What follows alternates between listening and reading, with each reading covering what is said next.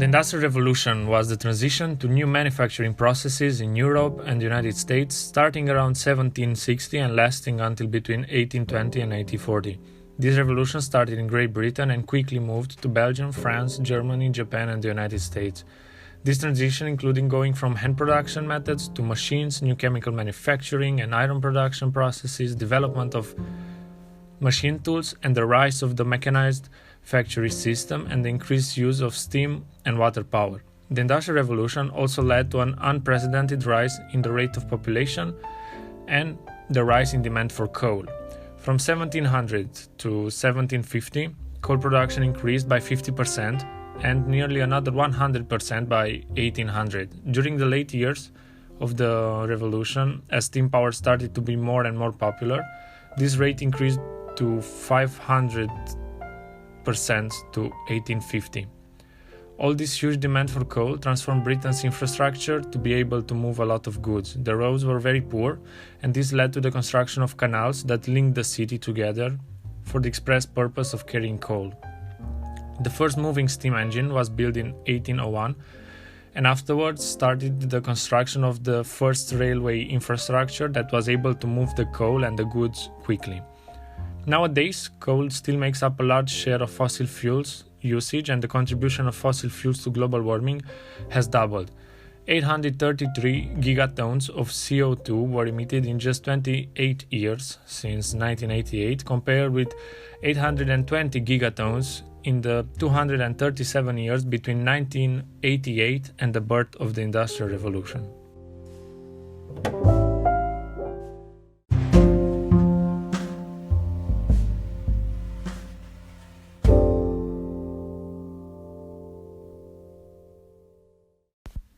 Hello everyone, and welcome to a new episode of Last Week I've Learned About podcast. I'm Tudor Teancu, and I'll be your host.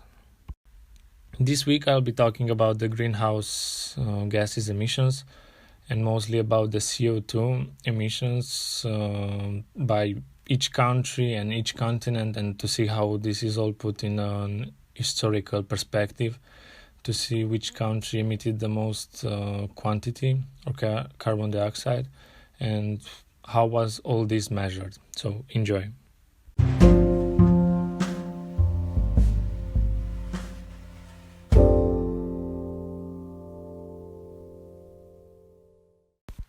Greenhouse gases create the greenhouse effect, which warms the Earth's climate. Carbon dioxide, nitrous oxide, methane, and others are important in sustaining an habitable temperature for the planet. Without these gases, the average surface temperature of the Earth would be around minus 18 degrees Celsius. And that will be some really bad news for all the influencers who are going to Tenerife, Bali, or other exotic places to do bikini photo shoots. Global emissions increased from 2 billion tons of carbon dioxide in the 1900s to over 36 billion tons 115 years later. The world's largest CO2 emitters per capita are the major oil producing countries. Most of them are in the Middle East. In 2017, Qatar had the highest emission at 47 tons per person, followed by Trinidad and Tobago with 30, Kuwait with 25, and United Arab Emirates with 25.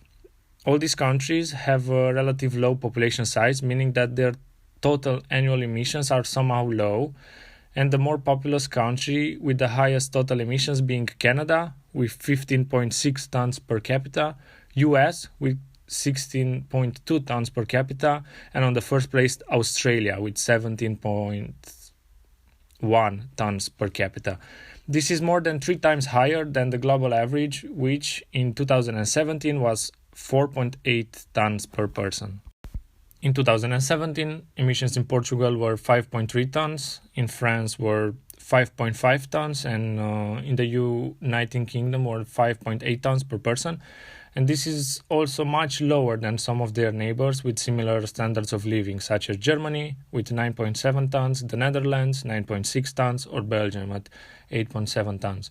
The choice of energy sources plays a key role here, because in the UK, Portugal and France, a much higher share of electricity is produced from nuclear and renewable sources. In 2015, only 6% of France's electricity came from fossil fuels, compared to 55% in Germany. In 2017, Romania had an average of 4 tons per capita, the same value as in 1965, before the communists starting the heavy industrialization of the country. The highest recorded average value was 9.1 tons in 1989, when around 58% of the country's gross national income came from heavy industry. There is a strong relationship between income and CO2 emissions per capita. Countries with a high standard of living would have a higher carbon footprint. In many of the poorest countries in sub-Saharan Africa, such as Chad, Niger, and the Central African Republic, the average footprint is around 0.1 tons per year. That's more than 160 times lower than the US, Australia, and Canada. And in just 2.3 days, the average American or Australian emits as much as the average Malaysian or Nigerian in a year.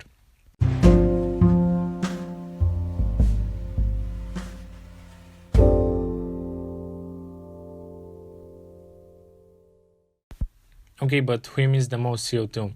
The following data relate to the country where the CO2 is produced, not where the goods and the services that generate emissions are finally consumed.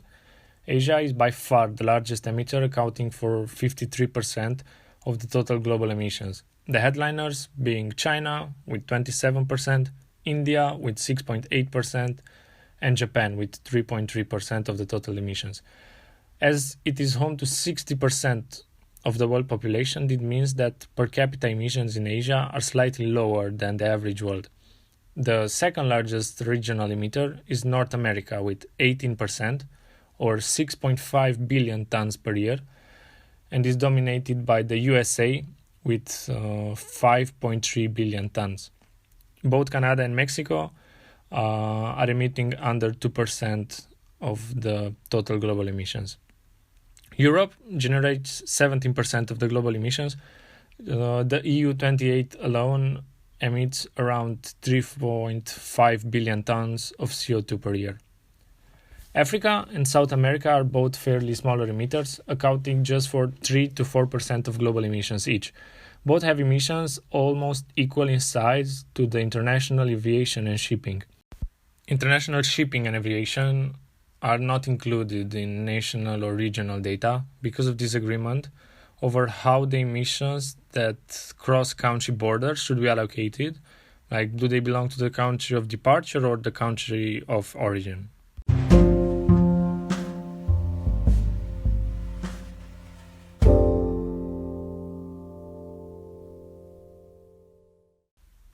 Since 1751, the world has emitted over 1.5 trillion tons of CO2. 1 trillion is 1 and it's followed by 12 zeros after it. Right now, the climate goal is to limit the average temperature rise to 2 degrees Celsius, resulting in an urgent emission reduction. One common argument is that those countries who have added most of the CO2 in the air should take the greatest responsibility in tackling it. With data collected between 1751 and 2017, the cumulative emissions per country state that the United States emitted around 457 billion tons, representing 25% of the historical emissions.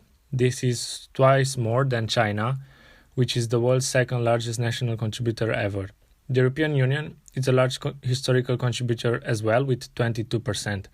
Many of the large annual emitters today, such as India and Brazil, are not large contributors in a historical context due to their industrial development in the last 30 years.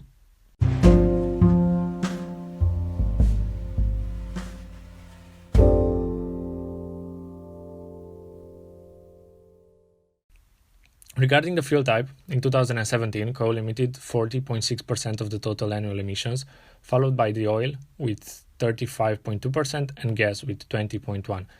In 2010, the energy sector emitted 20.33 billion tons, being followed by the transport sector with 5.53 billion tons, residential and commercial sector with 3.58 billion tons, the agriculture, land use and forest sector with 2.62 billion tons, and the industry sector with 2.48 billions.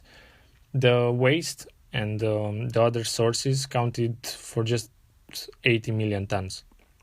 If you are taking into consideration the methane and nitrous oxide emissions too, the agriculture makes up to 7.77 billion tons of greenhouse emission annually, being second just to the energy sector that sums up an astounding 23.24 billion tons. Since the beginning of this episode, I've been throwing data and numbers at you, but how do they measure all these emissions, especially for those calculated starting with the Industrial Revolution? For recent years, global concentration of greenhouse gases can be measured directly in the atmosphere using specific instruments and sensors. The longest and the most well-known record for direct CO2 measurement comes from the Mauna Loa Observatory in Hawaii. They've been measuring the atmospheric compositions since the 1950s and provided the clearest data across the 20th and the 21st centuries.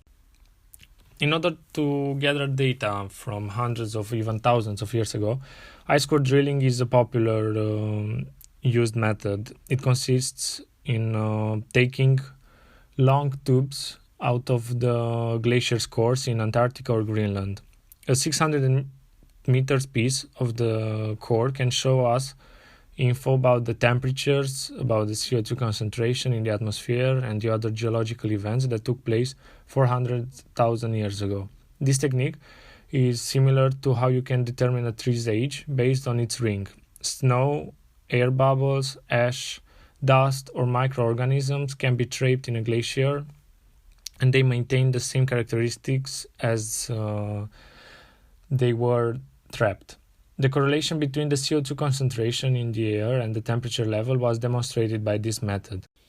The CO2 concentration is measured in parts per million, and for 400,000 years, the CO2 concentration varied between 280 parts per million when the temperature was the highest to 180 parts per million when the temperature was the lowest during the Ice Age, thus forming a pattern of rising and falling of the temperature over time. In 2018 alone, the CO2 concentration in the air was 408 parts per million, almost double that the highest concentration recorded previously. So, what's going to happen next? Are the countries starting to doing something? Is this CO2 fight will be more than just interviews and memes on the internet? I don't know, but I'm very curious to see how the things will go on in the next couple of years. So what do you think? Let me know in the comments or in the messages. Tell me what do you think about all this CO2 and all these greenhouse gas emissions that happened in the last 20 years.